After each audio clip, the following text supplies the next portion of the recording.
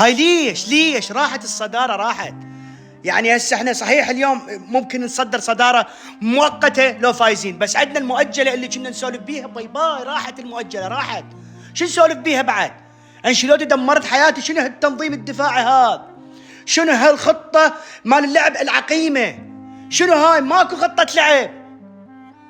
شنو فاسكيز ما معقولة كل مباراة لازم هو يتسبب بكل هدف بكل مباراة. ما معقولة تجي الانتقالات الشتوية وريال مدريد بهاي الفلوس كلها ما يشتري أو يوقع ويا أي ظهير أيمن. لا ما معقولة، هاي راح تكون أكبر فضيحة والله العظيم. ما معقول هذا الدفاع، ما معقول هذا الشراء. والاسينسيو ليش ما لعبته؟ قدم له 3 مباريات جيدة، يخليه يعني ماكو. تشواميني لازم يلعب، ما دبرها بالوسط لازم يلعب دفاع. انشيلوتي يعني والله العظيم انتهت ايامك، والله وبالله انتهت ايامك. انا ايش قلت لكم قبل المباراة؟ اذا كورتوا 100% وبيومه تفوز، كورتوا شوية يتكاسل لا انت تبلع، لان دفاع ما عندك حسبي الله ونعم الوكيل.